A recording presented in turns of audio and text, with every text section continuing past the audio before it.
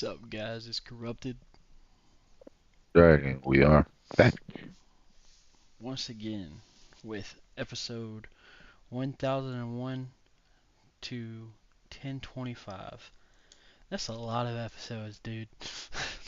And we've really put a real dent in this show.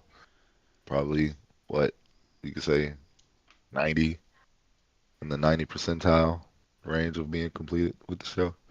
I think this puts it around like 94% or 93 point something. I mean, because after this we'll be on our last 100 episodes, so pretty much we only got like 4 more weeks now. Yeah, 'cause how many episodes is there again? It's 1122 total. Yeah, 22. That's what I thought. But so, Yeah, guys, yeah, we appreciate got less than anybody a. that's been here since the beginning and anyone who's come in and watching us, man. It's been a journey, but we've been at it for a minute for us to be pretty much almost done with One Piece on our last little 4 week stretch before we're fully caught up. It's really something to look at, really something to think about. Yeah, it's just crazy. It didn't take quite a whole year. It took Yeah. It took, I want to say it's gonna, because it's gonna be another month. So it Oh would have yeah, for taken, sure. we got 4 more weeks. So it's taken 11 months, almost exactly 11 months to get where we are. That's That's not bad. not a small amount of time. No, That's a, no. that's But a you think pretty you take all that substantial. into consideration. You take all that into consideration, and it's crazy to think the show is still ongoing, and we've pretty much like got all this to cover, and still more to be covered. And yeah, I don't know when One Piece will officially end. I don't really know. It doesn't feel like Um, 4 or 5 years. yeah, if I had to guess when it's going to end, um, just I'd say we got not like I wouldn't be surprised if there's not 200 chapters left. You know what I mean? Like I wouldn't be surprised if there's less than 200 chapters left. At least another 100 for sure. Like if I was gonna be like, I bet $20 on the amount of chapters left. I think there's 153. The three has no hard thing to it. It's just like it just sounds right to end. Like I think the last chapter of One Piece should be a one. Like just 'cause it'd be funny. Because we just pretty much just only cracked the 1100s and like well pretty early in the thousands. So I can't Yeah, imagine Oda going for another 1,000 chapters. But yeah, I don't either. least the most I can see him probably pulling off is about 300 more. I see us Because the having way he's about like, 5 more years. to see the way he's been like firing off in cylinders and Elbath is like, dude, I don't know what else he could be cooking up right now. But before we get too far in that, make sure I say it. Make sure y'all like, y'all comment, y'all subscribe, man. Appreciate all y'all that's been supporting and tapping in with us. Oh yeah, and Everybody that's been subbing. Discord.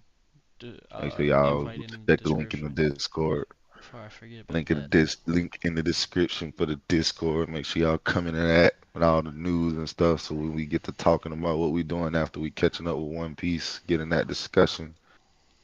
But yeah, man, think we had to So, go ahead and do a little reminiscing in the beginning, since that's what the Straw Hats do pretty much in the beginning. They get to reminiscing about their old times too, since they know Oda made it a big deal for everybody making it to 1,000 episodes. He knew that it was a big deal when he got there.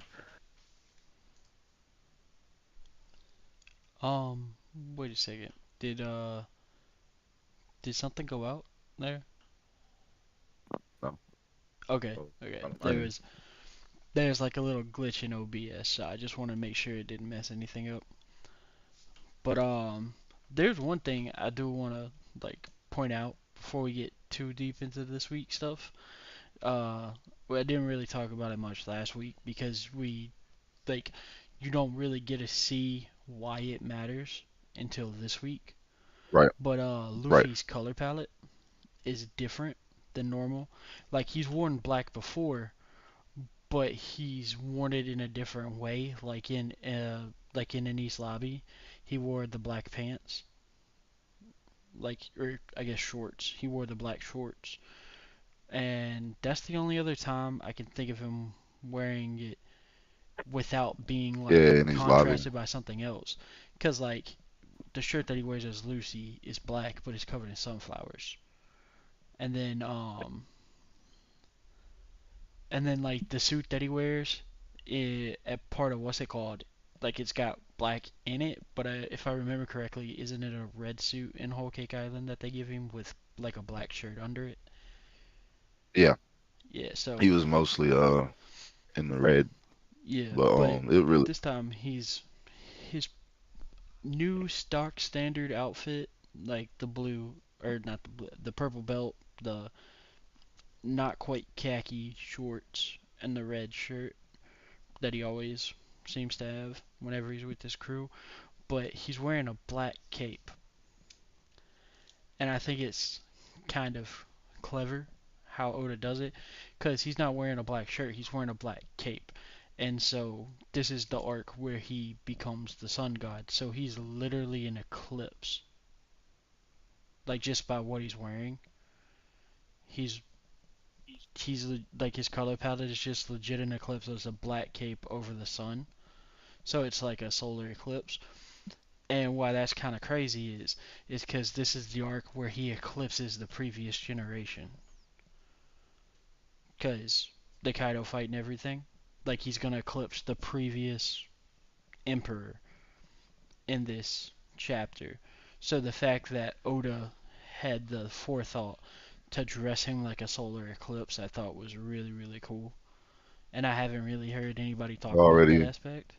you already said a while ago like how his hat in moments kind of represents the sun rising and the sun setting, like the Well, sun on his head, and it's not it's just kind the of hat, it's his entire how. color palette. Like I No, but think I'm saying what I I'm get what saying you is we've I get alluded what you mean. before where we've talked about the Yeah, hat yeah, I in got you. positions, how we talked about like in certain moments where frames of where he puts the hat, where he puts it on and takes it off. Because one of the ones that we talked about with Kinemon when he was talking how he moved his hat around and stuff in some of those frames, it looks like him reestablishing the sun. Like of course they had been in darkness the whole time, and him reestablishing the sun, putting his hat on, and that's what, especially how you just went over it then with the cape, because it's a big bar, a bar on that with the cape, because that's the most black we've ever seen him wear. Like percentage wise of what's, because the cape's gonna add another huge percentage of articles like of clothing when you put him in put Luffy in the shot. So he'll have way more black on his character than he normally had throughout the show. So then you come with the idea we talking about how his hat is a representation of the sun, and of course his hat being the lightest color on the palette at this point next to his skin, but we're just talking about the outfit right now, not the skin. It makes perfect sense. Like the solar eclipse makes absolute perfect sense because to see the sun rising to kind of push away the black, and also this is the last time we'll see. After this, he'll always be attributed to the color white, which is almost like the sun being fully out Yeah, going like what forward happens after after the this. solar eclipse when it's bright again. Exactly. So And that's a also bar right there. I like it that. also ties into the fact that like how the fight with Kaido ends is a fist that eclipses the sun too. Well, it actually eclipses the moon, but like And then it allows the how the lanterns at that point will kind of represent the sun coming back, how they're floating into the air as he's like punched Kaido down, and we're gonna get there to that part to the emphasize that a little bit more. yeah, and then we get the I don't really want to say it's a war because it's pretty one-sided, but because The the fight. like Kaido versus the Akazai is one-sided, but also the Straw Hat and the Samurai versus like outside of like Queen's meddling with the Oni virus, like it's pretty one-sided. The Samurai and the Yakuza teamed up with the Heart Pirates and the Kid Pirates and everybody. They're pretty much just like steamrolling all of the what's it called, all the Beast Pirates. Like they're just like outside of Queen and then like the Nami and Pepe stuff, Nami Ulti and Pepe stuff. Hmm. Like for the most part, they're just getting ran through, especially with Yamato when Yamato shows up and everything. Like they're just getting absolutely ran through. That's notable too because Kaido's men and stuff supposed to have the numbers edge, Yeah, they're supposed and to have the numbers edge, a significant that was numbers edge. something. Yeah, and that's a point to point out too because it always talk about how numbers because it goes to the old war style versus new war style. When old war style was always about who had the most numbers was considered the one who's probably going to be victorious until what maybe about Rome era or Vietnam era where they started implementing like equipment and stuff and actually training people to know stuff so they could be more of a force on the field. So it's like Kaido's going the old way with numbers while Luffy on them side has the experienced fighters, the people who are more hungry, you know what I'm saying? The people who are more driven because they have that goal of trying to come back versus of course Kaido and them they coming off a banquet, partying, drinking, you know, it's two different mentalities and two different sides fighting for two different reasons, pretty much. And it's crazy to think that yeah, they all got a numbers advantage, but the skill on the other side is almost like opposite. Like y'all can't even keep up with the skill that's on the other side. Yeah, the average strength level of the individuals in the thing is very disproportionate. Like a good example is outside of the top performers and the headliners, nobody. I don't think anybody really matters. Like some of them get a name, but it's for a different reason. It's not because they're threatening. It's because of Otama's secret technique, like or not technique, but plan to turn the tide of battle on its head that we learn. So it's like outside of those handful of people that get named just to help flesh out that part of the story, it's not really like they don't really matter. But there's a bunch of nameless samurai that are just fucking up the gifters. They're fucking up the pleasures. They're fucking up the are they call it waiters? Like just like unnamed to unnamed. Like you said, the Straw Hat side is clearly overmatched. Like they're clearly an overmatch for the Beast Pirates. A But big also, overmatch. I do also like the immediate thing with what's it called? With we see Drake like it. That's where this episode start. It's with Drake saying like, "Let me fight by your side." Asking Luffy Like to join that's him it's to join Luffy. yeah, and the whole reason that he immediately wants to join them, like because they find out that the Beast Pirates find out that he's something. They don't quite understand what he is, which is something that But they is know he's against them. yeah, which is something in the anime that was interesting because there was a I know it was a thing that confused a lot of people that read the manga before they saw the anime Yeah, with I know what Basil you're talking about. Hawkins. Yeah, there was Hmm. a miscommunication there. So Hmm. in case anyone hasn't read the manga and was wondering what it was, it's the people at Toei thought that Basil Hawking was reading Drake's future with the 1% survival rate, but no, Oda actually had something much more clever in mind than that we find out He's talking closer to about his the end. yeah, Yeah, yeah, yeah. because That his whole no, thing, and that's it makes his whole thing like why he's fighting like even more so because like his percent would the percent of the person that's at 1% would go up if he because how he says it in the manga is he clearly wants that person to survive. Because like the whole yeah. time they imply that it's either Drake or that it's Luffy in the manga. Like Oda like heavily implies that it's Drake or Luffy, and then at the last second he just like, psych, got you guys. It's neither. Boom. But here they just tell us straight up in Oda, the anime, which classic the Oda. way Oda did it was infinitely better, infinitely better. But also like you can't really get mad at the Toei guys because like it's one of those things that like they're on a crunch line.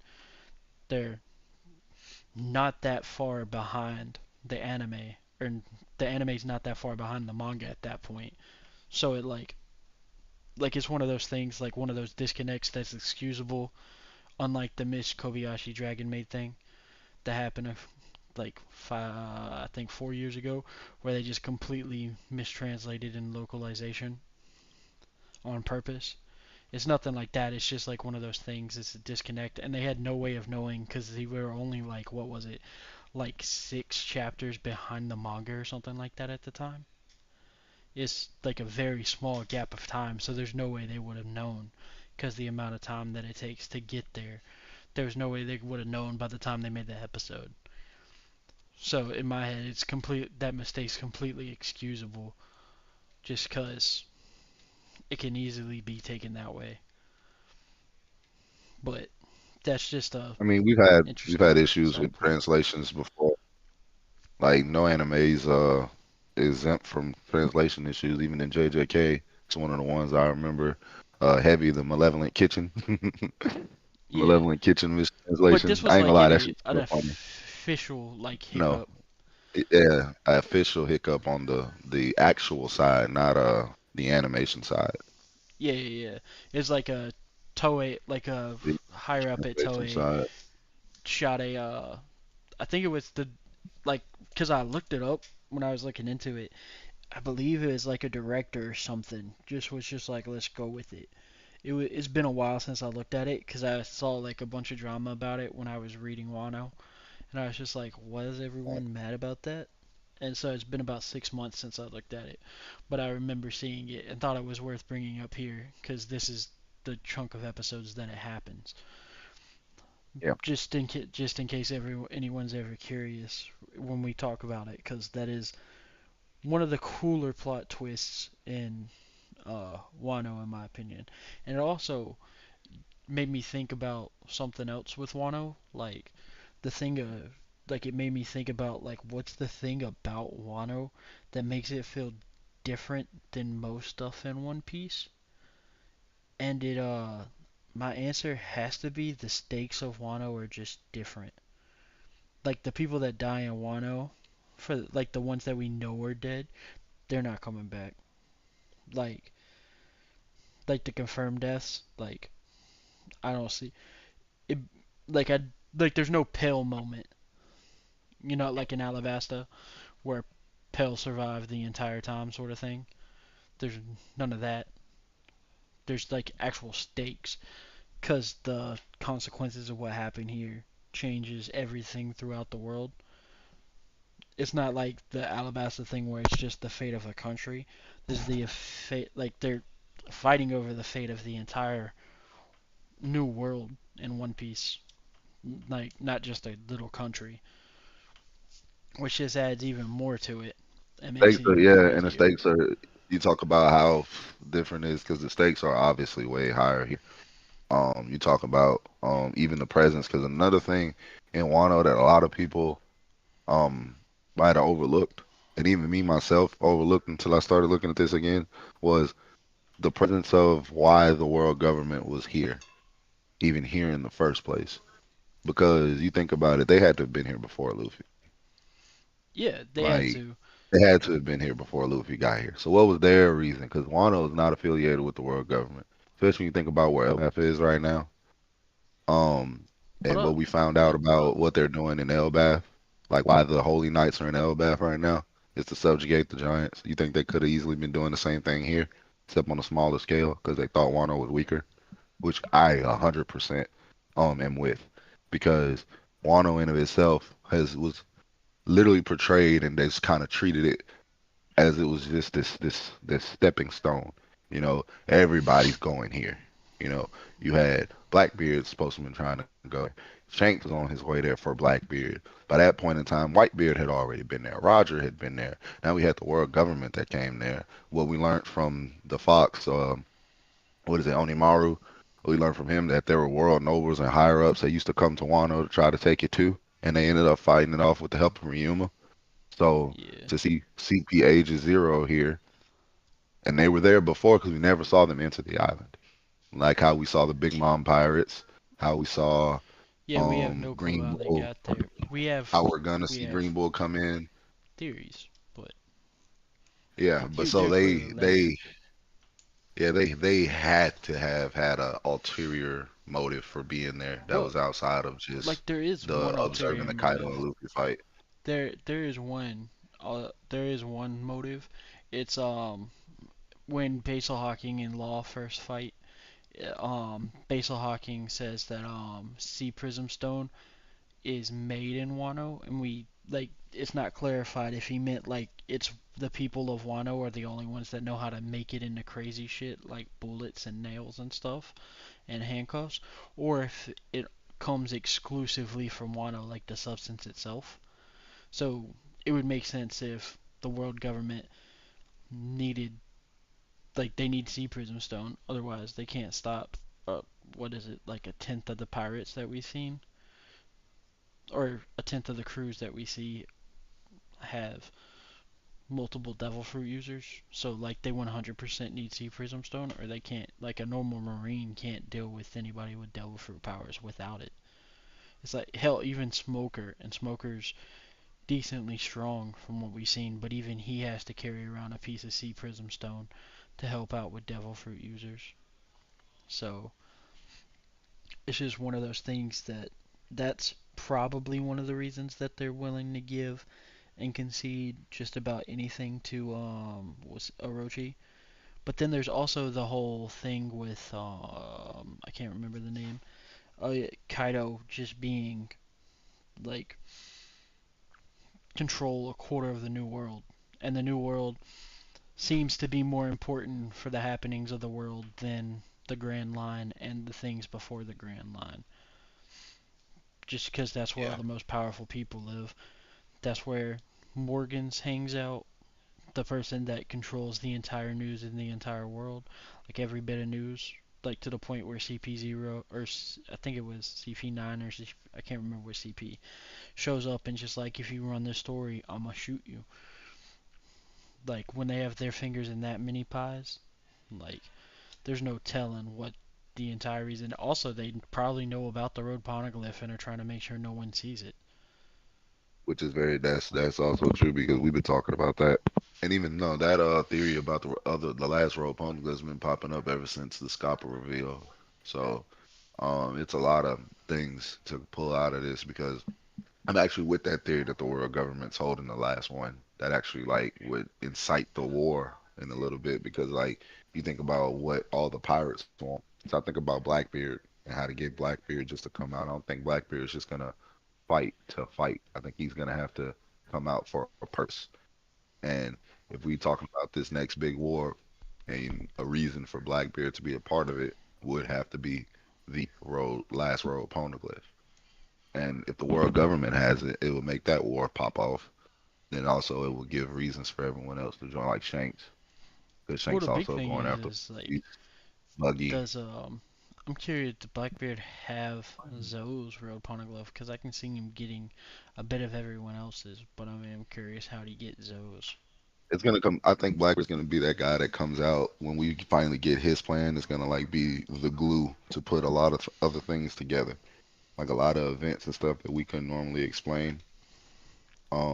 Would probably get explained through somebody's backstory, like Blackbeard's, like how they did it for Kuma's backstory. They pretty much put the extra emphasis on all the places that we knew already, and then put the extra importance level of importance that it was for um Dragon and Luffy's dynamic of why he kept Luffy away when Kuma was like, "Oh, you got a son," and he was like, "Oh, if you keep talking about it, if you want to die, keep talking about it." It just put that extra Yeah. dynamic between the relationship.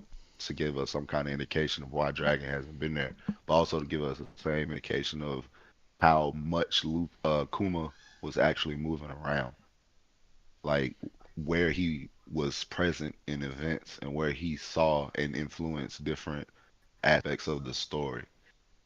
So I think a lot of that is same kind of setup is gonna happen in either Blackbeard's backstory or Shank's backstory that we should be looking forward to in the upcoming. But And then with all that backstory, I want to see more of Drake's backstory, because he clearly just becomes disgraced, air quotes, to make his cover as one of the captains of Sword, like was he letting captain? go deep undercover. Uh, but I also like how like Kobe explains to him like, you don't get it, bro. Luffy's just different.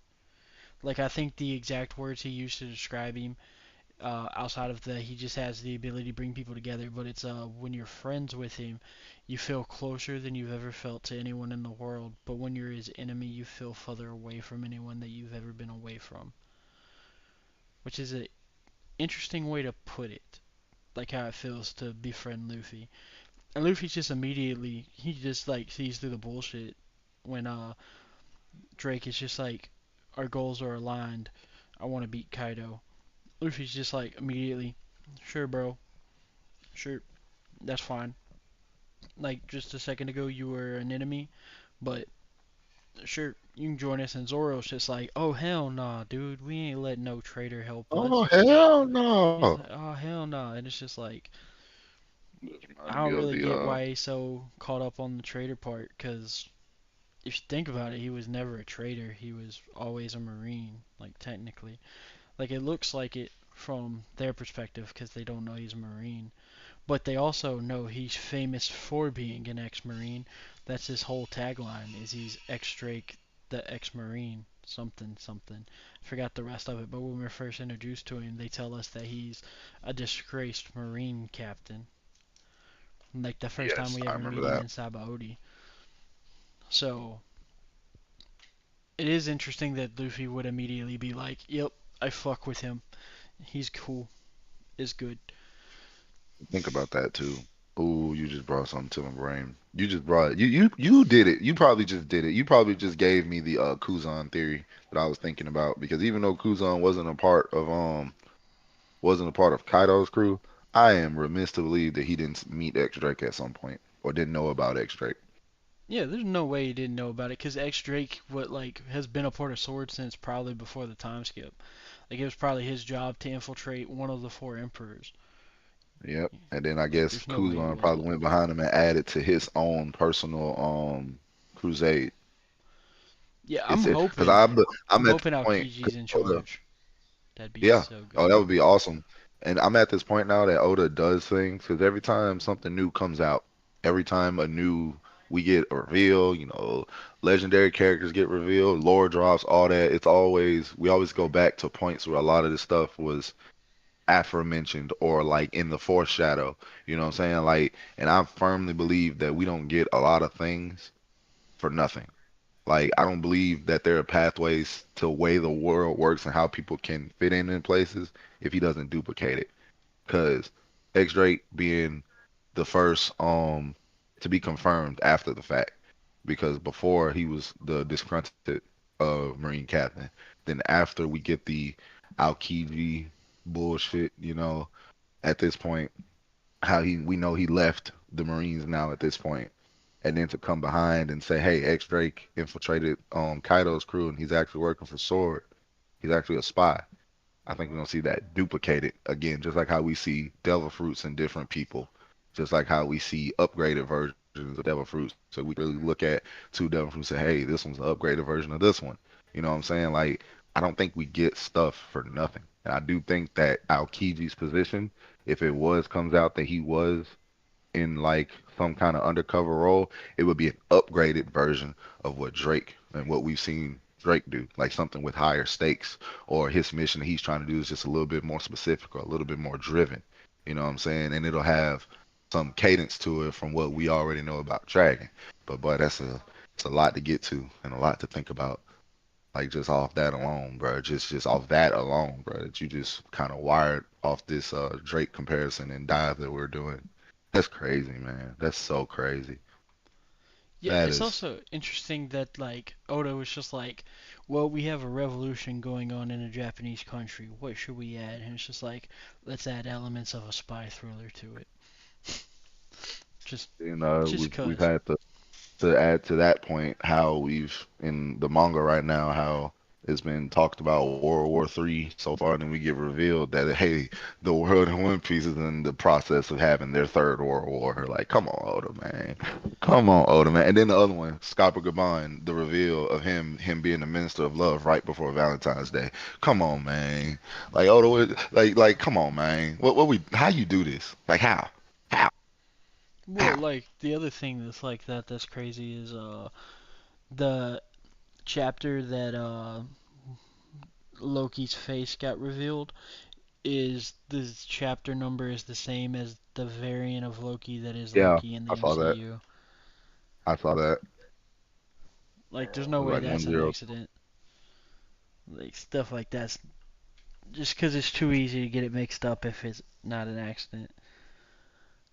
And then of course everyone's due for the Zorro minority clip down in February. If you remember, I know a lot of people remember last year when this time around Black History Month, it was right after Black History Month was over, like the first chapter post February is when we got Zorro versus Lucci, and he cut down Lucci. And he used the Havana leopard cut thing, and everyone was like, "Oh my God, he just cut down an African leopard. He's a minority hunter." He Oda waited till soon after Black History Month was over to give us this chapter. I ain't gonna lie, that was the funniest gag that everybody came up with like last year. So if I see that junk again, like if he was to mess around and cut down or get in a fight with like Shanks or the twin Shamrock or like it's a lot of different ways they could go about it. Oda could mess around to see it, dude. It's just I'm never gonna let the Minority Hunters Oro meme go away. It just has too much validity at that point. It just has too much. And then we get the interesting fight. I think the air quote should go around fight with Ulti in page one versus Nami and Usopp. That's a pretty good character driven fight. Like it's got Usopp pretending to be Nami talking mad crap and then vice versa. Just to have Usopp get the absolute crap beat out of him and then Nami. The anime, it's not that bad what happens to, like, don't get me wrong, totally suck. But it's not that bad. But in the manga, she gets fucked up. Like, due to, like, censoring issues and stuff like that. Like, she gets much more With roughed studio, up. Yeah, where you at? yeah, we're looking forward to that. But the big thing is that even though she's basically getting tortured by someone, like psychologically tortured by Ulti's just like, I'm gonna kill you if you don't take it back. If you say your captain's gonna be Pirate King, if you don't say that he's not gonna do it, I'm gonna kill you. And Nami just says with their whole chest, Luffy won't stop until he becomes the Pirate King. Which is like to me just cracks me up because she's like in between sobs, she's upset, she's crying and everything because she thinks she's about to die, and she just hits her with the won't, and then says it like real fast, like won't give up on his dream until he becomes Pirate King, and then Ulti's just like, what the hell just happened? What did she say? Like the meme, like the what did she say thing, and then she immediately goes, Yeah, you little bitch, and then tries to kill her, and then we get the whole Frankie showing up thing. And then we got the Akazai 9 getting absolutely dog walked by Kaido. Yes, I am saying that because Dog Storm's there. That is, the pun was intentional, in case anyone's ever I did wondering. not expect you to say that. I did not expect you to say that at Yeah, that's all. the whole reason I wanted to say use the word dog walk is because Dogstorm's there. Even Sulon couldn't stop him from getting A leech lot through. of, Like, but that was the thing about the Akazaya at this moment. It was like y'all could have did a little bit more right here. Like, especially we just saw Dendro slice the ship in half. At this point, we see Ashura Doji could deal like fight with Odin a little bit.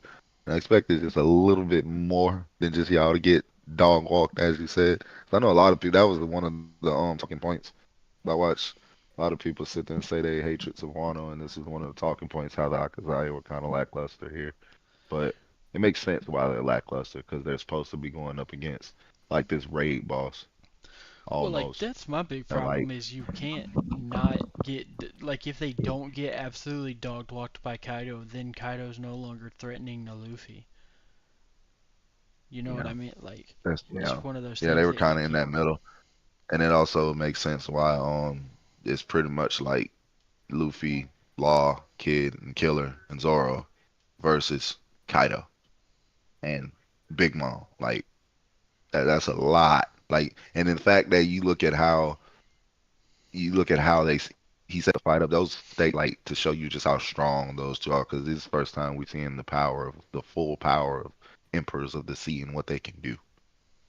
So it had to, and then have two of them there. Yeah, it had to kind of go that way.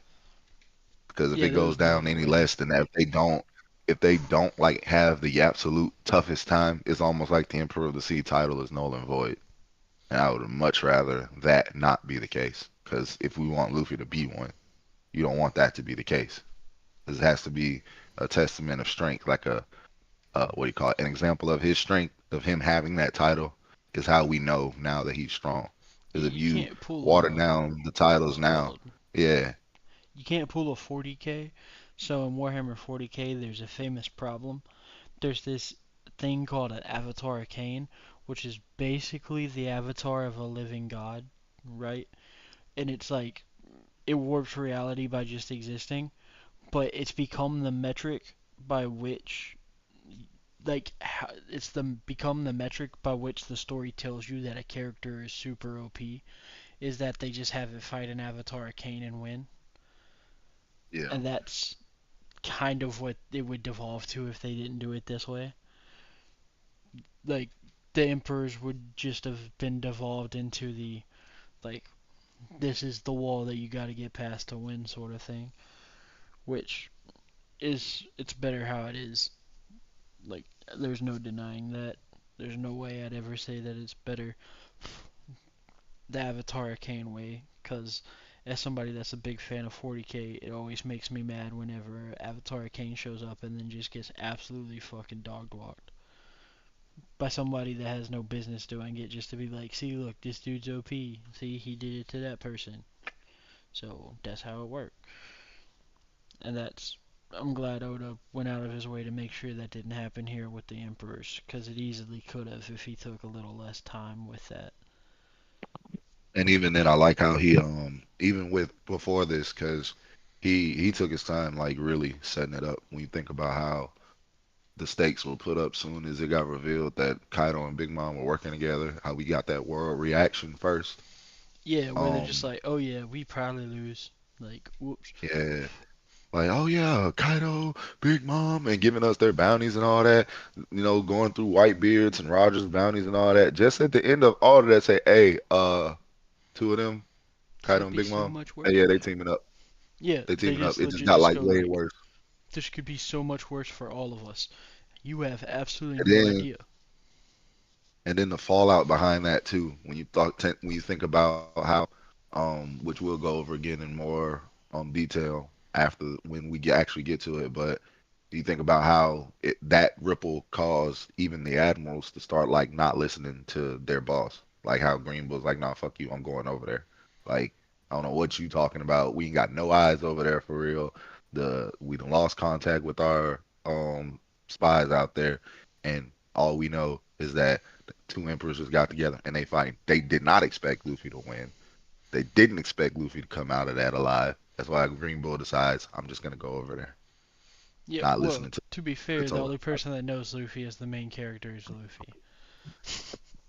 Well, yeah, but you know, they knew Or he at was least fighting. I They don't. didn't know It's he not was that he knows he's the main character. He just believes in himself enough to get the main character treatment, even if he wasn't the main character. Which I think is kind of funny, especially now that like post Gear 5, where he has more than mild reality warping capabilities, like more than just mild. it's kind of high at this point, and now at this Yeah, point, it's a like it's probably decently. not as high as it could be, but it's definitely pretty freaking high. Well, Anybody to be telling you it's fair, not ain't like watched all the the show. Paramecias warp reality. To be fair, Yeah, yeah. So they were already high yeah. So like, reality warpers I can't think of a single Paramecia that doesn't manipulate reality to some extent. Cause like Isho, he can fucking control gravity. Like already. that's That's already a that's top tier that's at reality least mild warping. reality bending, depending on how you look at. Or like another good one is Mr. One, Dabones, Mr. Dabones. Um, Dad bones, turning Dawes bones. yeah, turning your skin to metal is also warping reality. How it works. That's on a single Like it's plane on a though, smaller like it's on himself. a smaller scale, but it still warps reality. Oh God, Changing dog! the His cellular awakening would be structure of your absolutely insane. His awakening would be absolutely insane. His yeah, awakening would be absolutely insane. At this point, oh my God, oh my God, and then I'm like like going crazy thinking about that right now. Hey, y'all hit the comments, man. Y'all hit the comments. Anybody of these parameces or anybody that ain't awakened yet, and y'all think about them, man, just hit us in the comments, well to man. be Hit fair, us in we the haven't comments. seen that many awakened anythings. Speculate, speculate, exactly. Speculate. That's what I want So to there's do. no Cause telling I how far swear, you could go. like Mr. Three, I ain't gonna lie. He's a little bit. He could be up there a little bit too. I think I if he don't was really see awakened, the he wax could. being that crazy. But it could be But his think awakening about could the just turn it. It could work the exact same way as Carter Curry's, honestly. yes, yes, yes. That's what I was going Where at. it's basically like it's just a better Logia once it's awakened. But also, it's like the reason it's a better Logia is because Katakuri is just that good with it, sort of thing. But it could easily just be But that it could just be a special type that's like a pseudo Logia, which is an interesting thought when you think about it. Cause, yeah, no. but like another good example of warping reality is Izunume, or however you say his name, the guy that works for Iva. He can cut through almost any material and then change how it works with reality. Like he can make it behave like paper. Like what? Or like Robin, she can make magic hands appear and feet and entire bodies actually. But like that making them appear out of nowhere, like that's mild reality warping too. So there's a lot of mild or like what's it called? Doflamingo's awakening. He can convert anything into strings, any non-organic matter into strings. Like there's definitely a lot of reality warping when it comes to paramecia abilities in One Piece, and also depending on how Logias work, Logias too, which is also interesting. But that's a different topic for a different day. One of the Facts. Misigares one time. Probably need to talk about that. But also the big thing that I wanted to talk about this week was we get more insight into how much Queen sucks and how Of much course. Jack sucks and how interesting King is. And why I think it's important to talk about that is I have a theory about that the end of One Piece is based off the book of Revelations from the Bible. And the reason Theory time. I think that is so the book of Revelations in the Bible is about the apocalypse.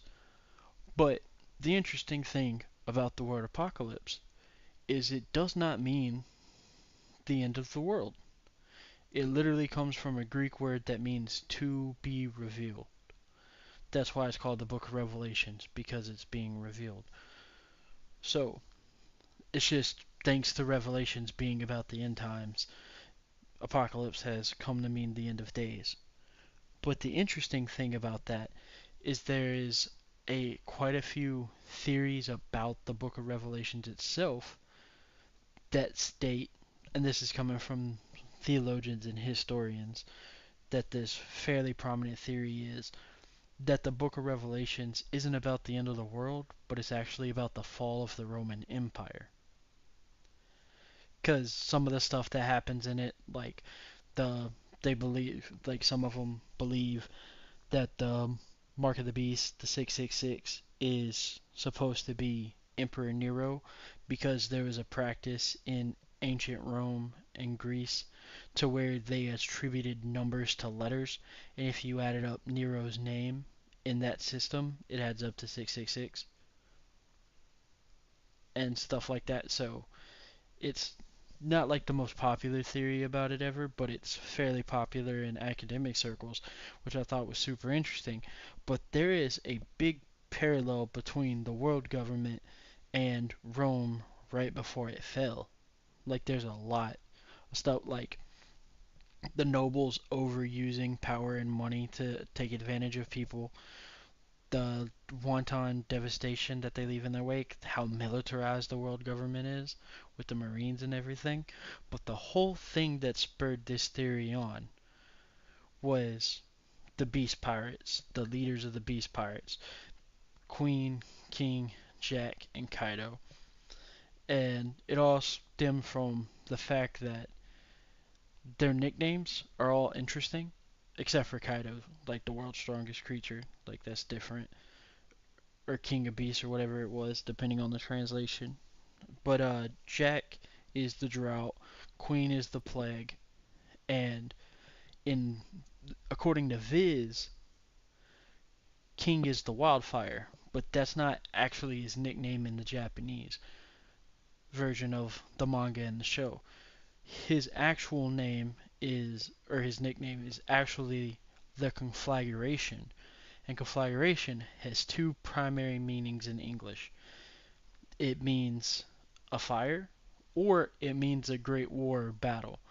So with all those names, they line up, or all those nicknames, they line up decently well with the four horsemen of the apocalypse. Jack would be famine. Queen would be conquest slash pestilence because those two are interchangeable as the four horse as one of the horsemen of the apocalypse because pestilence is mentioned in I believe it's Psalms, but he's not called conquest, he is called pestilence there, and that's why conquest and pestilence are used interchangeably in discussions about who the horsemen of the apocalypse were. And then the final one would be Kaido because he would be death because the horseman Death isn't actually named. He's the only horseman that doesn't actually have a name. It's the wording is actually the spirit of Hades rode with him. Like the exact wording according to King James, which is the most popular version of the Bible, is when Death shows up. The one called Death shows up is, and I looked and behold a pale horse, and his name that sat on him was Death, and hell followed with him, and power was given unto them of the four part of the earth. It's worded terribly in King James, but I'll get into that four parts of the earth thing in a minute. But when you look at it, it lines up remarkably well with their nicknames. Like Jack the Drought, he's in charge of Okabura, or the area around Okabura town, and that place has been absolutely ravaged by artificial famine. And then the interesting thing is in the verse that it has that talks about that.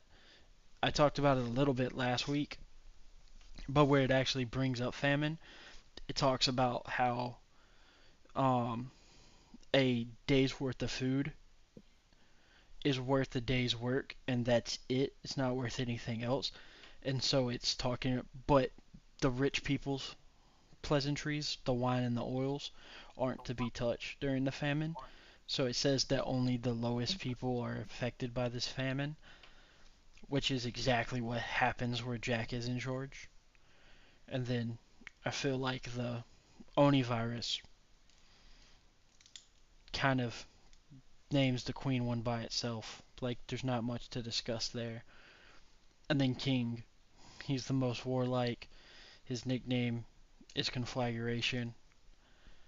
I feel like the fact that he's the one on the red horse makes perfect sense. And also, another interesting thing about the title Horseman is in the Bible, the title Horseman traditionally is a representation of war. It's meant to denote a omen that leads to war. So they're basically just saying, when they say the four horsemen of the apocalypse, is basically saying four things that lead to endless war, is a good way to look at it in a lot of interpretations, which makes it super interesting. So, how it reads in King James is starting, so this is verse 6, or chapter 6, verse 1. And so, Revelations is from the perspective of this dude named John that has a vision that he gets taken to heaven and he gets to watch the apocalypse unfold in visions. But so verse 6 says, or chapter 6 verse 1 says, "And I saw when the Lamb opened one of the seals, and I heard as it were the noise of thunder, and one of the four beasts saying, Come and see. I saw and behold a white horse, and he sat on him, had a bow, and a crown was given unto him, and he went forth conquering and to conquer." So that's conquest slash pestilence. And when he had opened the second seal, I heard the second beast say, Come and see.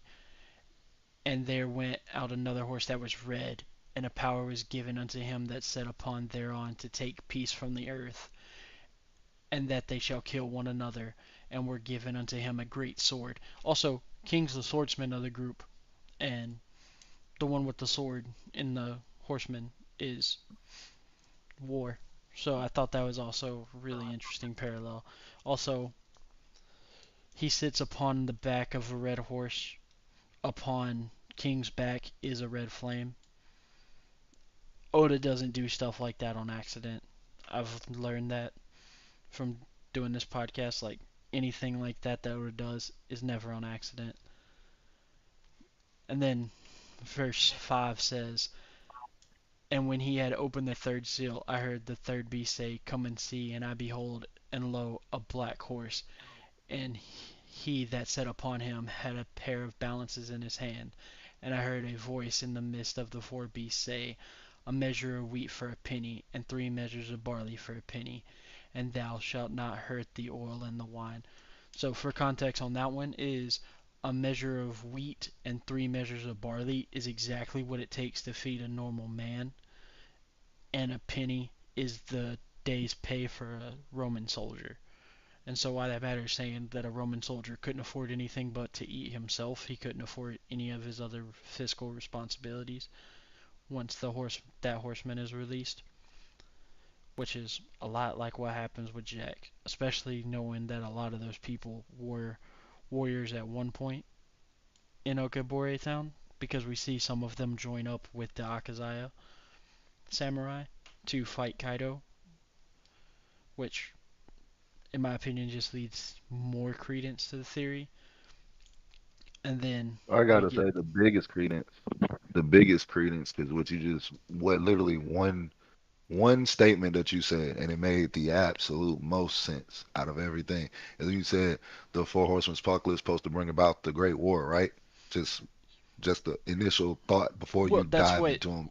a horseman represents in the Bible. Is a horseman is an Exactly. omen of war. So so when you think about what it happens directly um after this arc, you think what directly happens. Two of the four emperors declare that they're going for the One Piece, which we think the next big war is going to be based off of them fighting for. Well, That's it's what we also think. But one of the seals has to do with something very similar to that, like the seven seals that when they're all broken, the apocalypse happens. There is one that's very similar to what happens in Egghead. Like literally, soon as Tottenham goes down is when everything starts to move into the direction of the war. And then we have uh, verse 7 of chapter 6. And when he had opened the fourth seal, I heard the voice of the fourth beast say, Come and see. And I looked, and behold, a pale rider, and his name that sat on him was Death, and hell follow with him. And that's actually a terrible translation, because almost every other version says it's not hell, it's Hades, because back then people didn't have the modern interpretation of hell, because the modern interpretation of hell is based off something that's not even in the Bible, which is weird, and that's like a theology discussion that's not really need to get into here, but the King James version is seen as incorrect as how it's worded. So if you look at like the NIV version, which is the second most popular version in America, Galatians chapter 6 NIV, and it says in verse 8, I looked, and there before me was a pale rider. The rider was named Death, and Hades was following close behind him. So it's not actually that hell follows in his steps. It's just that the interpretation of where the dead go is his dome. Like, he doesn't actually have hell following. He just has the spirit of death around him. Is the best way to think about that. And then the thing that is very interesting is the rest of the verse is, and power was given to unto them over the fourth part of the earth, to kill with sword, with hunger, with death, and with the beasts of the earth. So Kaido is one of the four emperors who has roughly a quarter of the new world under his control. Roughly, like, we don't know the exact amount, but roughly a quarter of the new world. And he is the leader of the beast pirates, and that is one of the things that he is giving credence over to wipe the world out with, is the beasts. And then it gets a little crazier with the theory when you know the context of what happens in Egghead when we get the big revelation when he sends his message, is with verse 9. And when he had opened the fifth seal, I saw under the altar the souls of them that were slain for the word of God and for the testimony they held.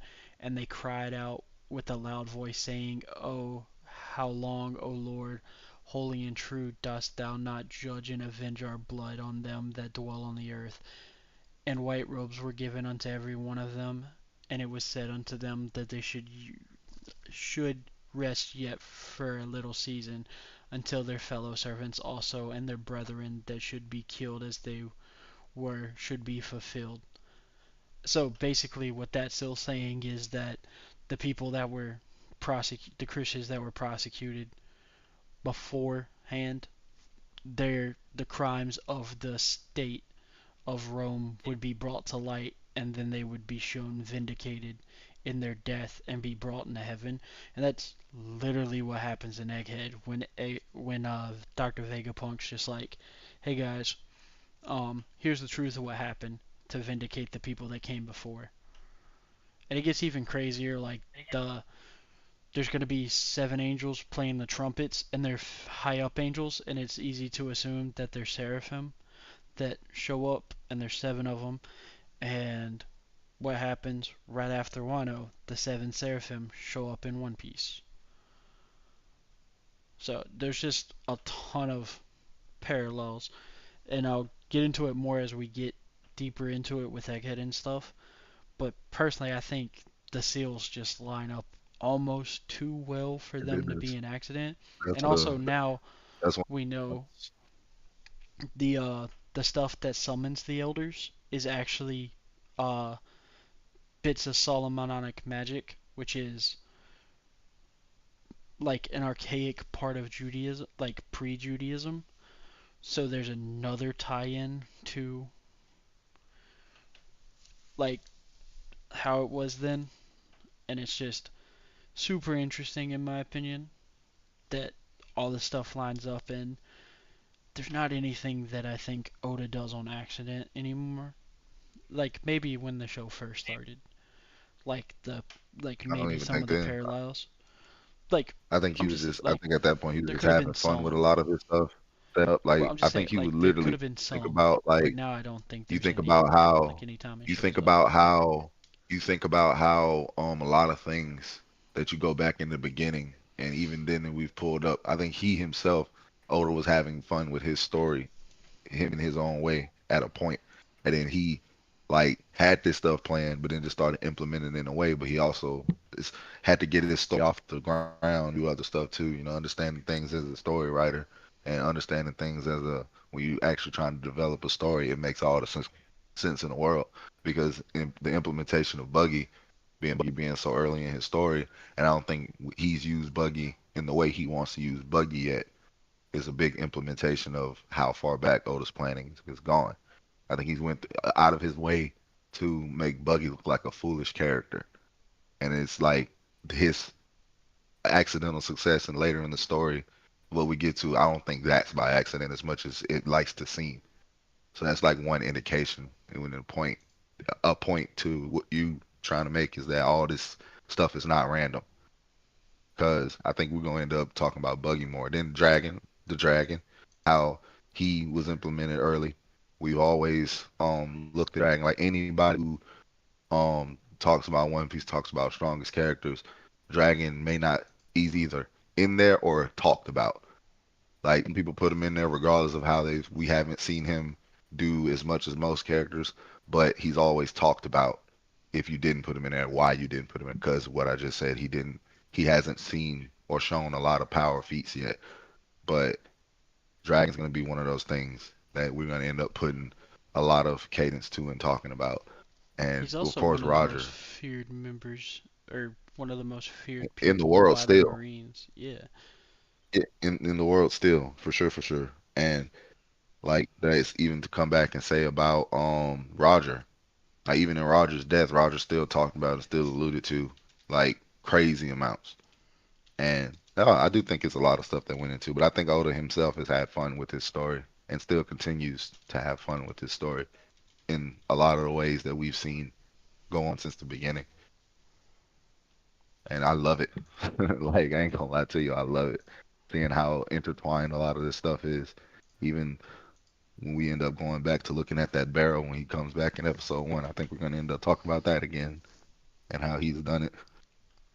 Also, another thing that is in Book of Revelations, it's a little bit later than the Seals opening, but it is related to the Seals opening, and I think it matters for what's happening now in the story where we are. Is that chapter 12 verse 1 says, "And then appeared a great wonder in heaven, a woman clothed with the sun and the moon under her feet, and upon her head was a crown of 12 stars." I'm saying that sounds like Big Mom.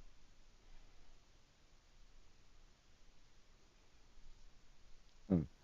Huh. There's Huh. a woman clothed with the sun, with the moon at her feet, which means that she's up in the sky. Like that's literally what that means. Is that the moon at her feet means that she's up in heaven. So that's, and then it says, and she being with trial, traveling in birth and pain to be delivered. And then there appeared another wonder in heaven, and behold, a great red dragon having 7 heads and 10 horns and 7 crowns upon his head. And Roach. well, I wouldn't even say Orochi. It could be Orochi, but it could also uh be the thing that is fighting either Joy Boy or Nika in the tablet. It's like a 7-headed snake creature thing that's fighting Nika on the tablet in Skypiea.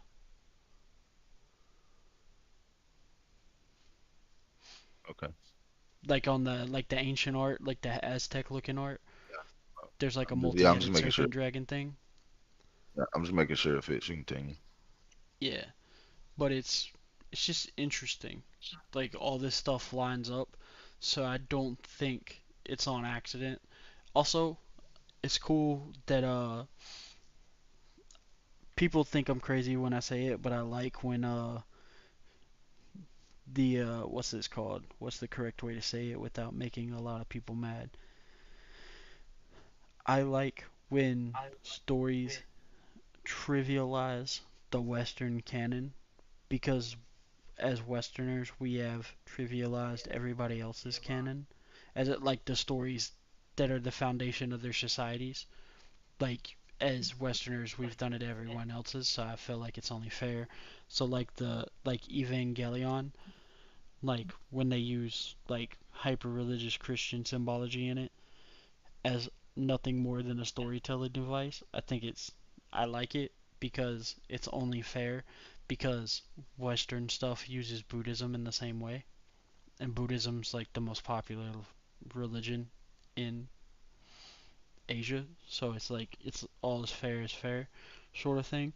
So if Oda is doing that, I actually really like it because it shows that there's nothing that is beyond reproach between cultures. You know what I'm if that may I don't know if that's the correct way That to was say it, already that way. That was already but that way. not to everybody. Like I feel like it's one of those Yeah, things that but needs that's to why be we more got. normalized. I thought that was why we have like Chinese. Well, yeah, not for us. You mean like not But I'm the whole saying world like doesn't do it that way. what's But it called? Like when I think about in the over here, West, when I think about over here, yeah, I think about over here in the West, like we have Chinese food and like different that's variations not of what I'm talking food, about. different I'm various saying like holidays and stuff like that implemented in our calendars and stuff. no, Like what I'm getting at is that's what I'm like saying. Like Christianity as a concept is like the West treats it like it's beyond reproach, but makes stuff that trivializes other like religions that are still like practiced today, like Hinduism and Buddhism. So I like it when stories put the shoe on the other foot with the Western stuff and like I don't want to say trivializes it, but it makes everyone look more human. Like it makes the stories look more human, like between cultures. Like it shows that nothing cross culturally is beyond reproach, and we all have something to learn from each other. Or at least that's how I see it. I could be you mean him like just I could. implementing ideologies of other cultures in Well, not necessarily. that all. It's if it is like based on revelation,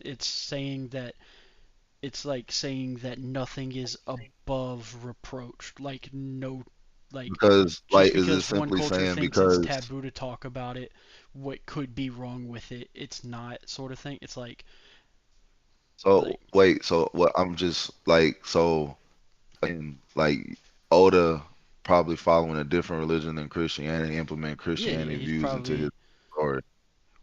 like I it's not necessarily that it's the Christian stuff itself. It's that it doesn't take it too seriously like most Western authors would. If that like how you know how Western authors treat Buddhism and Hinduism in like works, like they treat it as it's just another thing. very, very But in the West, I'm you very can't ignorant to that people. topic. I'm not gonna lie to Okay, you. so like you you grew up like me, like Bible Belt, so you know like how No. big of a like no it I is wasn't I with wasn't certain like I stuff. was highly religious, like when I you know talk no no about no. I'm that. saying Like like you when grew up in a you place like that has is what I mean. I don't mean like you grew up highly religious. I mean like you grew up in a place that is more religious than other places. I Like, mean I wouldn't know that. I haven't been to many places. I can tell you that. or I shouldn't say more I've only religious, been more there Christian than other places. Not necessarily more religious, but more again. I've like only lived in one place to tell you. I've only lived in one nation. I can only tell you what one nation is. I'm not talking I about it haven't in the lived nation multiple context. nations I'm to talking tell you about that. like when you hear about other places compared to places in the Bible Belt, how it's more I like know other you got to take places everything in like the Bible as gospel sort of thing and stuff like that. I find it refreshing that's what every when Christian people don't. does anyway. I find it refreshing But when that's like, a but you do non-Western realize that a Christian is, storyteller you do uses realize like that a Christian is Western going to culture. take the Bible more seriously. A Muslim person who's going to take the Quran more seriously. You know, the Buddha is going to take the teachings of Buddha more seriously. It's literally just that coagulation of understanding of where you've come from. And then when you take these, it's understanding, it's taking the time to understand other things, which is why I say I'm not religious. Because when you take time to understand what the other religions are talking about, you realize they're all talking about a different perspective of the same story. So what Oda's just effectively doing is taking time to understand the other side that's not his religion and taking the time to implement aspects into his story to make it better. It goes to another reason why I think One Piece is one of the greatest stories ever because he's taking time to implement things from all over the world. Because you can look at it through things in a lot of lenses, even like how in Elbeth now we're going more towards a Norse lens. You know what I'm saying? Like that's um, close to what I'm talking there's about, even but it's not quite. So I get that my wording's not perfect, but what I'm trying to say is that just don't talk and don't turn around and then talk and then say the exact same thing I'm just saying. Because now we're I'm talking in not no no circles. no That's no what no we no don't I'm need to not. do. It's I enjoy it when a story doesn't put any particular reverence to stuff like Christianity or anything like that. Like growing up in a place where it's overly reverendized, I guess would be the right word. I don't know if that's a word or not. Where it's shown almost too much respect to have. I like it when a story is just like it's just any other belief system. Like so it can be used just how you would use any other belief system sort of thing. Like it doesn't show any particular reverence, and I think it's just because I grew up around it, so I'm fine with it not having any particular reverence with stuff. So I just happen to enjoy that aspect of a lot of manga writers do it, but I think Oda might have done it the best, if that makes sense. Where at this point, Oda's the best mangaka ever. I swear to God, I'm sorry, I gotta give it to Kentaro Miura, but I that's understand where you're perfectly coming fine. from. Perfectly fine. He Like that's the definitely a only fair person trade. I could argue that might have done it better, but neither of their stories are So finished, so one might overtake the other by the end of it.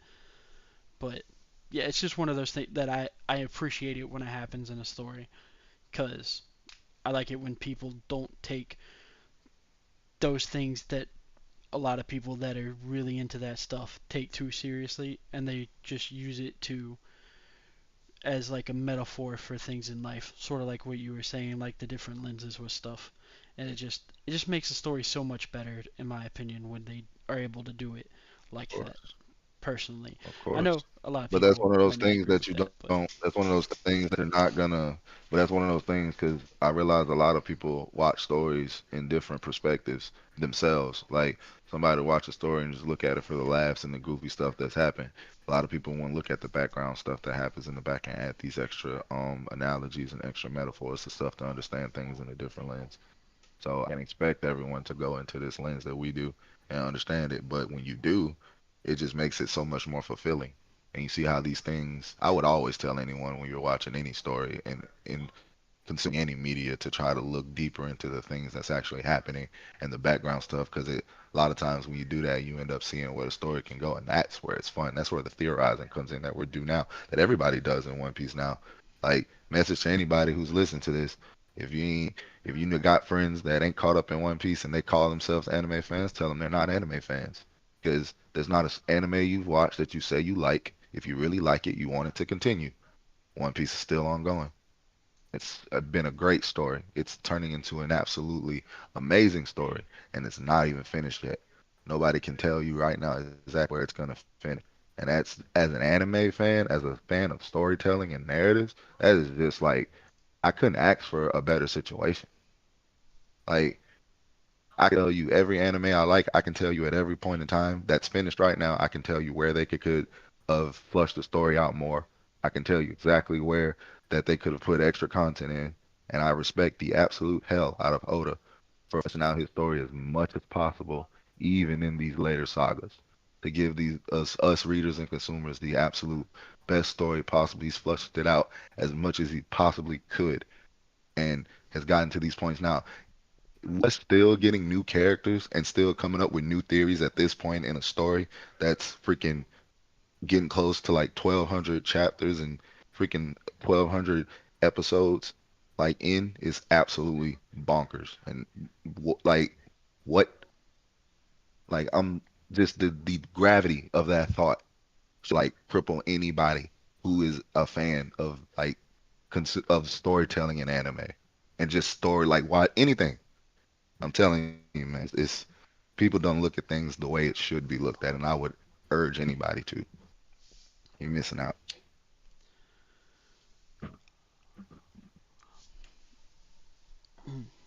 Sorry, had to mute my mic for a second because Now I you was coughing a little bit. Um, that boy over there, but no, I'm just playing. He don't do that. what the heck, stupid thing? Sorry. Computer is being problematic today. Also, with that, another cool thing is with the Yamato stuff. Like we meet Yamato, we learn this Kaido's daughter that's obsessed with being Kozuki Odin, which is an interesting concept in and of itself. But the fact that he, she, it's really weird situation to put it in, because people made it weird. Yeah, that's Like people people for you. outside the I understand it on Kaido's level. I test Yamato's situation as a mark on Kaido's character, how um honored he is. It goes how back to the honorless theory he of us is. calling Kaido a coward. Yeah. Okay, he put remember those handcuffs are designed to kill him if they ever leave Onigashima. And then he wants to use Yamato to set up a puppet state. Like what they got now, except for Hmm. he just happens to want his bloodline to be in charge. Like what the fuck, dude? That's weird. And That's I think in Kaido and Yamato's case, it's like as soon as he found out he was having a kid, it's like, okay, I got a son. And it's that like, could also no, be what you it got a was. daughter. Like, no, But I got a son. I wouldn't be surprised if that's A not how he reverse was Mulan either kind of though, thing. because one of his like role models growing up, or not even, I wouldn't even say growing up, but he's known Linlin forever. Like he's known Linlin since he Hmm. was a teenager. So I don't necessarily believe that he would just be like, "Oh, my daughter, it can't be a daughter." Like, cuz she wouldn't be that strong. I think it's just Yamato happens to like Odin that much because it's the person that was the closest to freeing her and everyone around her. And so she just became obsessed with being Odin. So now it goes by Odin. It's what if I'm with it. feels like the most logical way to do it, or way to like assess it, but the most logical way to assess it's not always correct, which is also I mean, you gotta weird. realize you gotta realize like Kaido was calling Yamato his son before he even Yeah. knew about Oden. We're gonna find that out in the Shimotsuki flashback Well, and how everything. old is Yamato? I can't tell you. I never looked that up. Also, I'm pretty sure. Yamato is named after the human version of the god Susanoo that is cast out of heaven. Kaido is 28. Yamato is 28. Yeah, Yamato You said is Kaido. oh, my bad. Yamato is 28. Hey, I'm 28. 28. So that That's puts crazy. Kaido's what, 30 years older than her? Or 31? Okay, I want to say he's like 59. Yeah, he's 59, so he's 31 years older than Yamato. So Yamato was around when Odin died. Yamato was born. Because Yamato is the same age as Momonosuke. Yes. Like, they're the exact same age. They're both 28. All that junk was Excuse going me. on at the same Well, time while she was technically there. Momonosuke is not 28. It's an 8-year-old and a 28-year-old body now. He But should be. you Yeah, get my point. he Yeah, should yeah, be yeah. 28. I wonder how He closely should be together 28. they were actually. Like, actually, I could see that. I could see Yamato's birthday is November 23rd. Or November 3rd. My bad. I don't know why I said 23rd. It's November 3rd, right? November 3rd. Momonosuke is October 7th. So Momonosuke is barely a month older than Yamato, which makes the fact that Yamato has to protect him so much more interesting too. With these things where Yamato just goes, "I'm gonna protect him because he's basically my kid," because of her deep-seated desire to become Odin.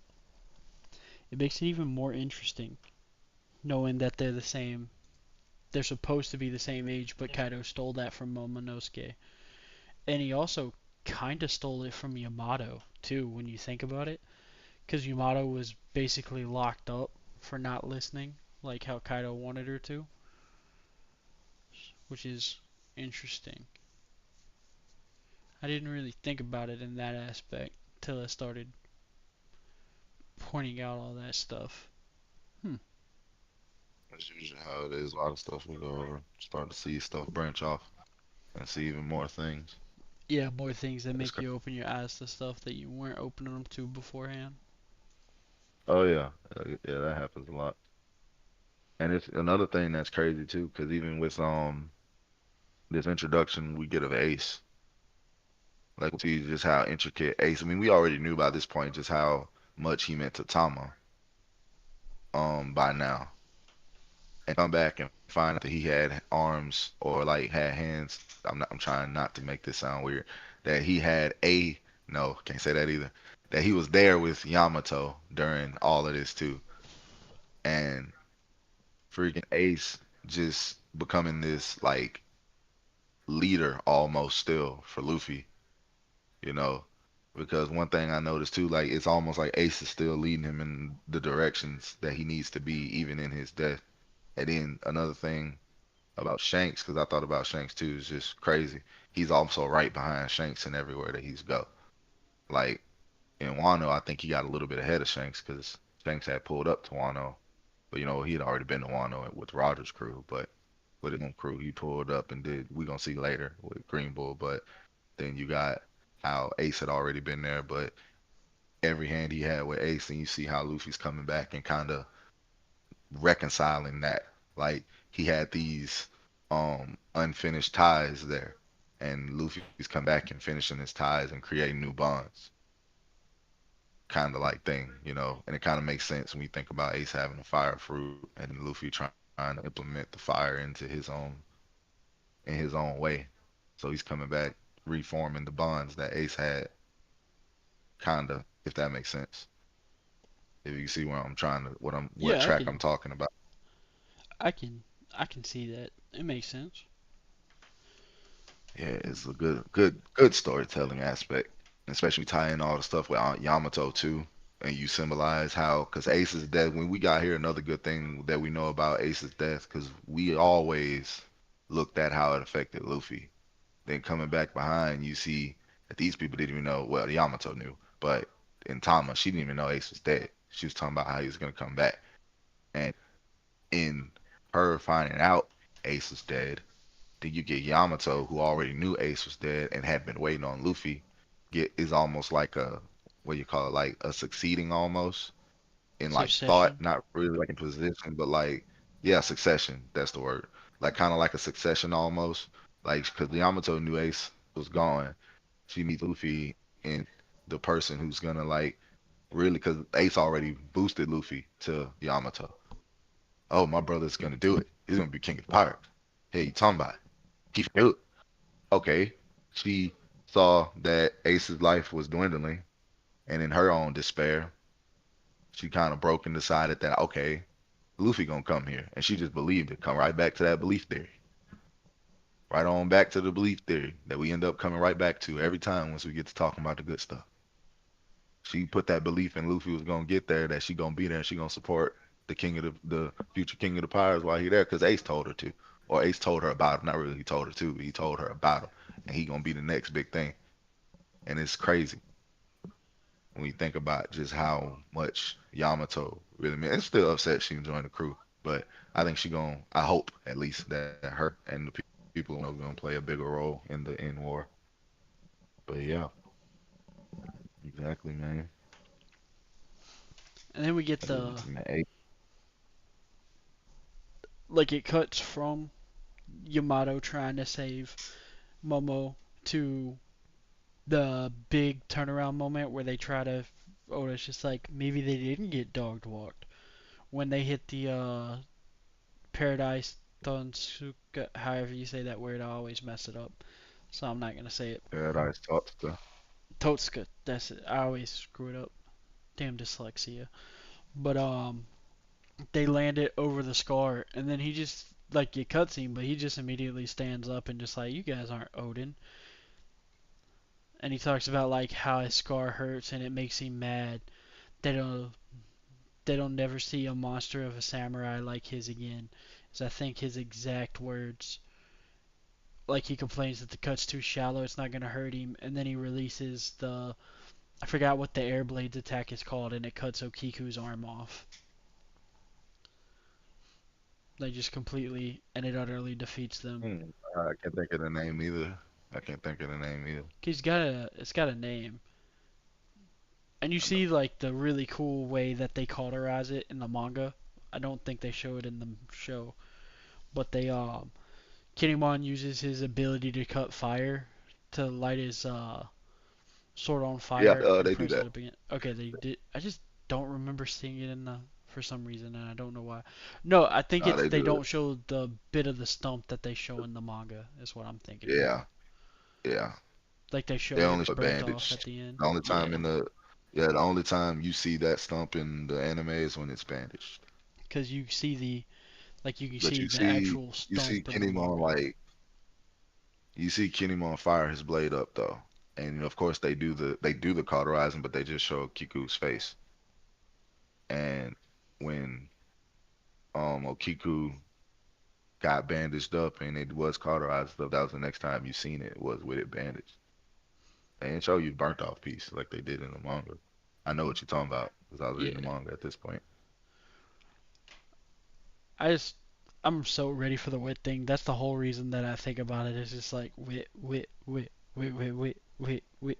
It's gonna be so great just when you talk about the fact that they're gonna keep it true to sin.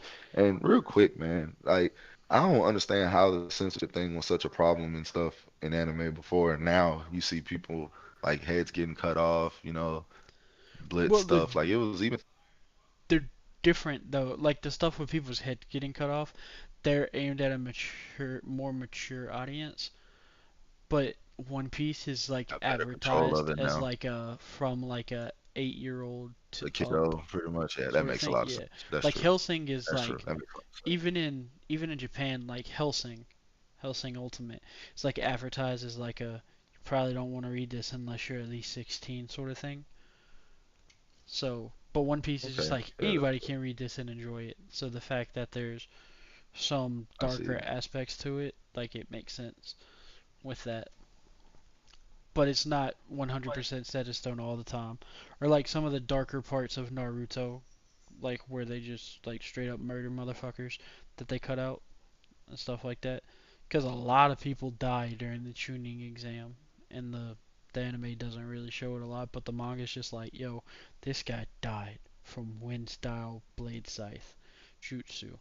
I think is what the Gara Sensei's jutsu is called. Like the manga, they're just like, yep, this dude got cut in half. Like the God is my witness, he has been cut in half. And then I love the like skipping around a little bit, but I think it's just the most important part of the episodes, in my opinion, is the Oni stuff and then what's happening with Kaido. The other stuff is just like it's important, but it feels more ancillary or like a side project to how big those other two things are. Because we, with the what's the word, the virus spreading that Queen does, we see Chopper take a more active role than normal. Because like the most active he's done is like what's that like fight is like the only active thing that he's done, but we see that he offers something that's not fighting, which is super cool for a shonen. Like we see like he has meaning outside of the fight scene, unlike other characters do with stuff. Like his entire thing is I gotta figure out how to keep this from killing everybody like a miniature zombie outbreak. That way we can all keep going and keep continuing, and then up the stakes a little, his dumbass lets himself get infected because he's not paying enough attention to one of the bullets that he finds. Just like Classic little stuff zombie like trope. that. Yeah. And also, like, if you think about it from a certain perspective, like Oni, it actually means ogre, but in a lot of the translations, it all like in English it is translated to demon, so they basically become flesh-eating demons. So they basically become zombies with ice powers. And then a freaking reindeer that has the mental faculties of an 8-year-old is the one that has to deal with that. It's very it's nice to see a change of pace for Chopper instead of just behemoth or monster point get things done.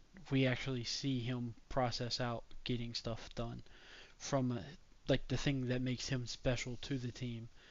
I mean, That we have like, it's not the. I mean, we see him do it in real battle time, which is different than what he's done before. well, yeah, that's what Like I like. how His for previous contribution to the time, fight isn't his ability to fight. It's the reason he got invited to join the crew in the first place, or the job he got yeah, he invited to was. fill on the crew in the first place, which is nice. I You don't mean, normally in a see way, he's stuff like taking that it a in step shonen. further than his.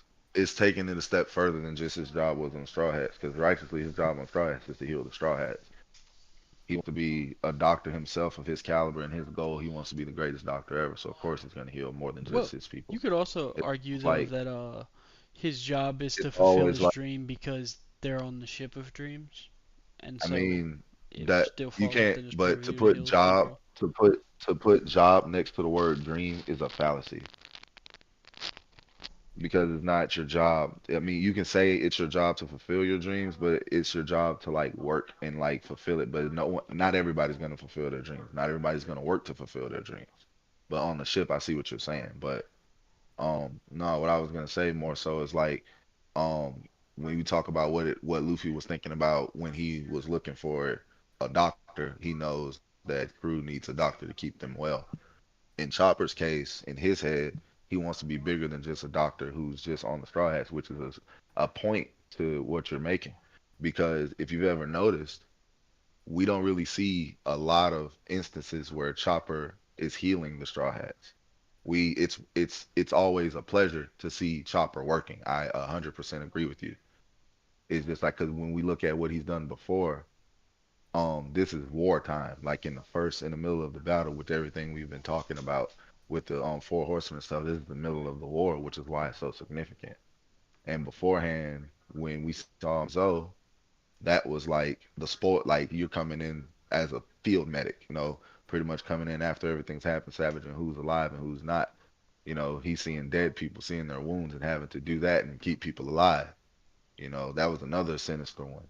And then before that, the only one I can come back to in my head is Punk Hazard with the kids and him having to, in the middle of them trying to escape and having to worry about getting those kids out of there simultaneously while they're having these withdrawals from this drug, figuring out what that drug was. And I remember his passion and his hatred of finding out that it was one of those illegal drugs that you should not give kids in dosages of that big.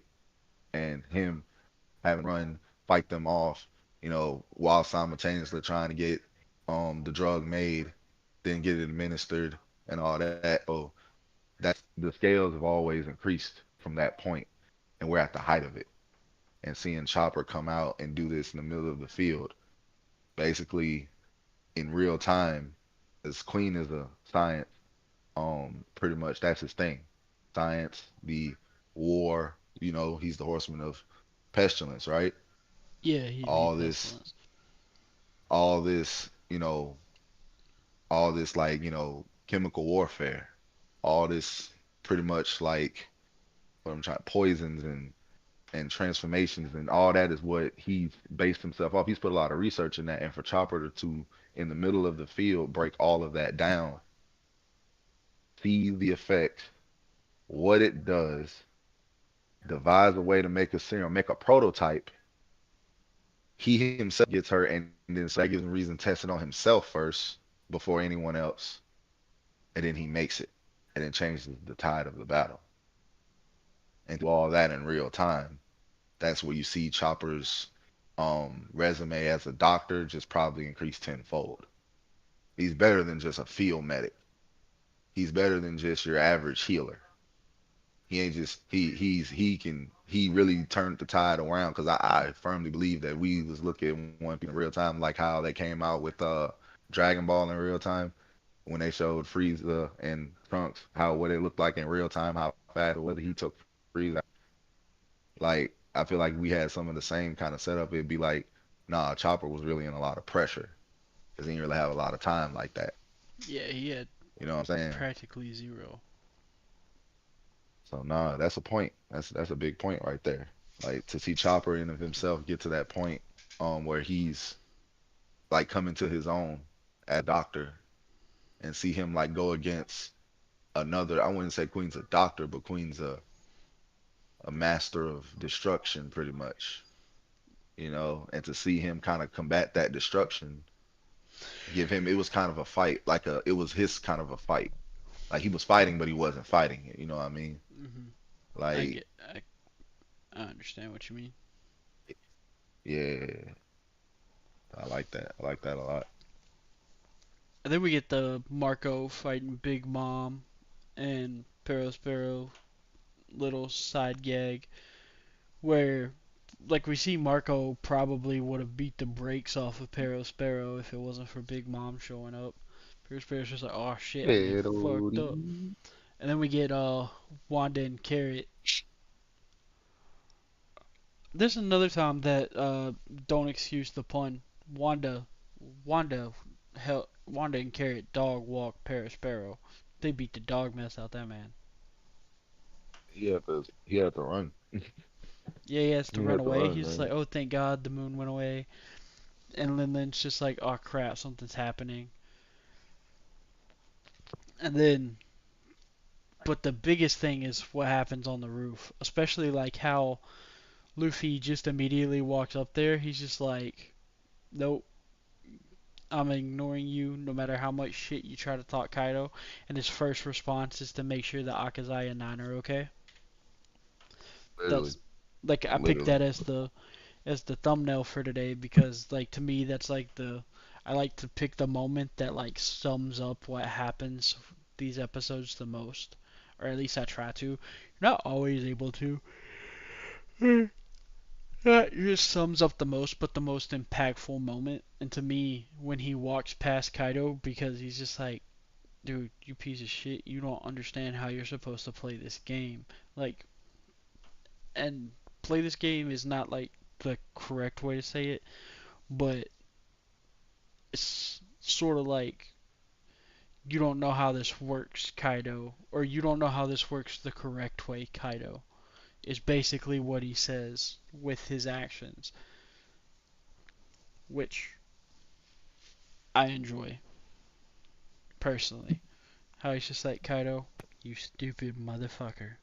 Listen here. This is how this is gonna play out.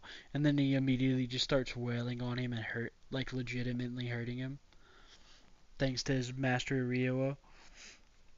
Yeah, And then we get turning points and fights. during that we get Tama learning about the truth about Ace and Luffy from Nami, if I remember correctly. We Yeah, learn like the person Nami that's the tells most hurt, Tama. and then Tama feels like an absolute piece of shit, which she should. Let's be real, she should. For like yelling and berating the person that's the saddest about someone's death, especially when they weren't using it to hurt you, like the information to hurt you. They were just saying it that way. You'd understand that you'd Yeah, get your hopes up if you keep hoping for it. So, and then her plan was pretty clever too. Just like, let's get all the bad guys that have dog powers, or not dog powers, but animal powers, to eat the Dongo so that we can take control of all the beast pirates. And they take control over almost all the beast pirates, which is super impressive.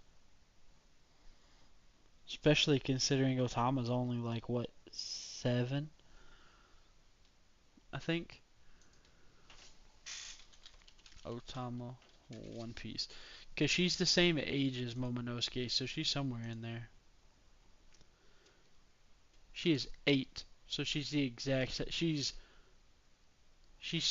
7 months older than Momonosuke, almost exactly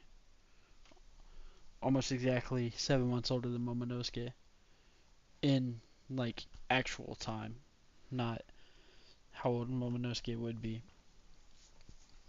But it's just interesting, and then also the law telling Robin about his middle initial.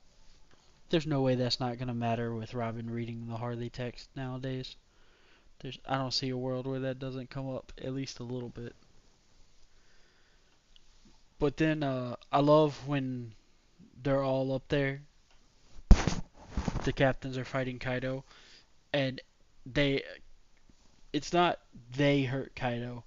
It's particular things that hurt Kaido, and it makes Kaido say like, "Man, I haven't had this much fun in a long time." Like when Zoro slashes him and it cuts through a massive chunk of scales all the way to the meat on his body, and the moment with the gamma knife and stuff like that. I just it's a good chunk of episodes that we had this week. A good chunk. A lot of stuff happened, but most of the stuff that happened was just shonen stuff with a little bit of extra stuff sprinkled on top. Most of it, there wasn't a ton to talk about from the metaphor perspective, at least to me, that I could find.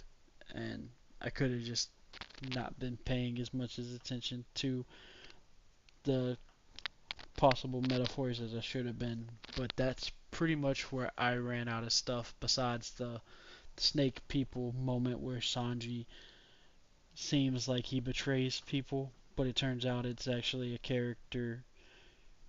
What's the opposite of demerit?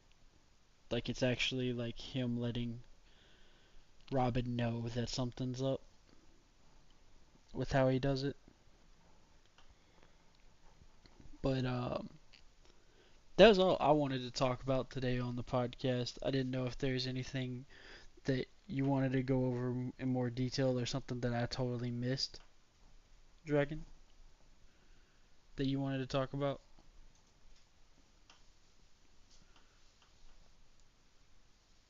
You there?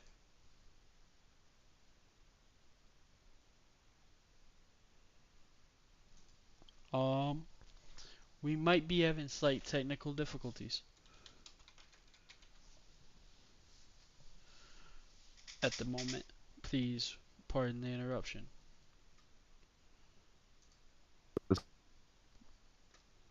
The mic cut out?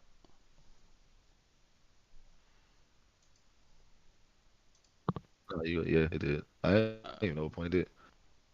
But now you talked about it on the Sanji part. We talked about like the merit and stuff. Like, cause it was a lot of things in that moment when he called Robin. Cause we always talk about how um Luffy has affected the different Straw Hats and stuff, and we talk about somebody who's the third wing of the pirates. At this point, he's third wing. Anybody the talks about Sun being vice captain are over. If you ain't reading the manga, you don't know that it's over. Like he's the third wing. He's called himself the third wing. He's been um synonymous with third wing now. So that's what we're gonna call him now. Is the third wing. So him being one of the third wings and having to understand just the situation. He's always been a person who's like not put his hand on women. He understands he let himself got captured. And at that point, Sanji, in honor that they try to be in his competition with Zoro, which is not just something that just they do. It's a thing reflection of themselves in how they try to be the next best thing because both of them want to be the best they can be for Luffy in being the wings. So in his competition with Zoro, if Zoro's saying he's never gonna lose, what does that mean for Sanji? He also doesn't want to lose, but understanding the situation that he's in, he can't let his pride get in the way of him doing the right thing, and he also has to put this unwavering amount of trust in Robin because it's also going against his character in wanting to protect women, in wanting to protect Robin, which is someone he solely put his, vow into not letting get hurt. He's almost calling her in harm's way. So the type of things he has to go against in order to call her at that moment is almost like it's perfectly lines up his transformation and what he needs to go through in order to be better. And him calling Robin, which of course we're gonna find out next week what it does for Robin, because we'll see those next train of episodes. I think I'm not sure. I think we do see Robin's fight come to I don't think it comes to the close, but it comes to a climax the next set of episodes. I might be wrong. No, I think I might be right actually. Um, I can't it remember. comes to a climax, not a close. We'll be in 50.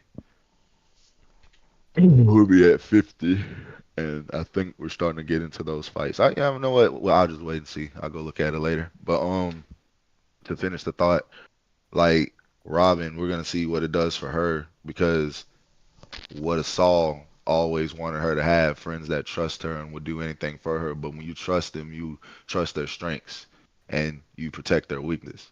And is at this moment, Robin's exhibiting this not really a weak state. This is her like her main character kind of run where we really finna see what she really can do and how what she really can grow and where she's really how her growth has really come to a big climax and even having this trust put in her even having just this opportunity because Sanji's accepted his weakness and the fact that he's not going to hit these women.